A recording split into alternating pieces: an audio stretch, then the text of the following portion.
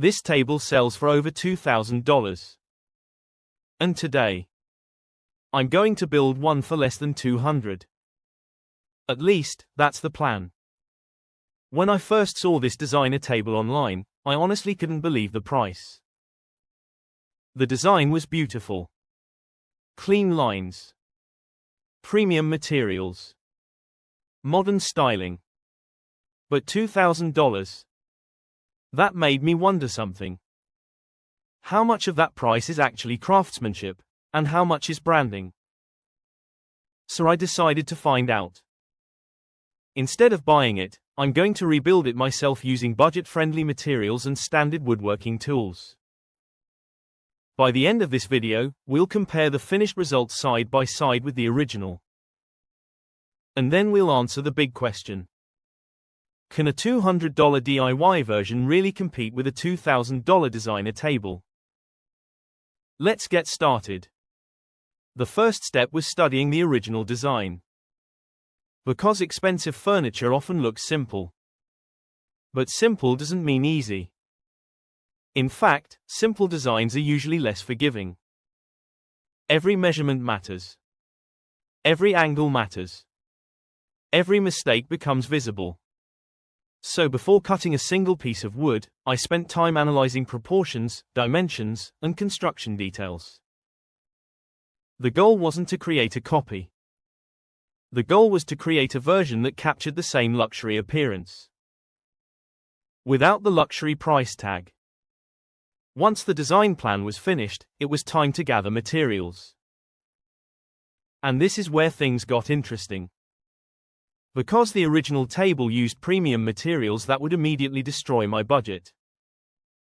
If I wanted to stay under $200, I needed alternatives.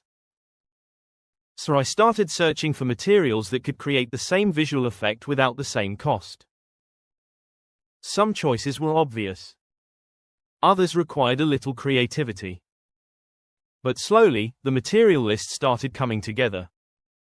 And surprisingly, the budget was still looking good. Now came the fun part. Building. I started with the table base. This is the foundation of the entire project. If the base isn't accurate, nothing else will look right.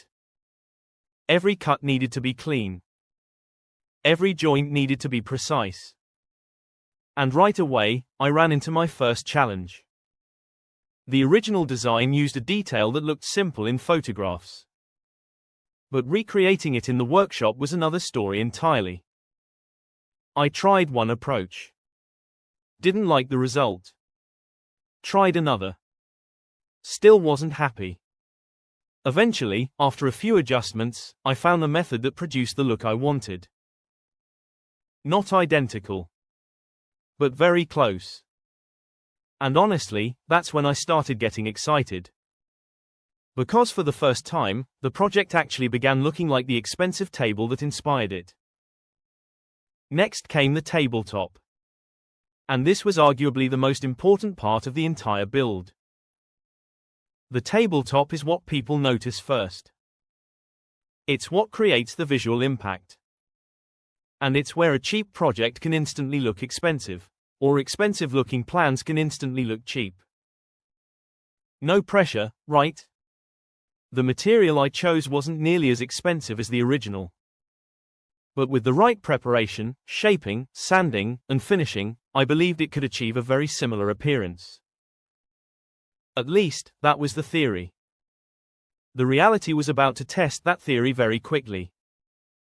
Because one small mistake during this stage could ruin the entire luxury look. And unfortunately, that's exactly what almost happened.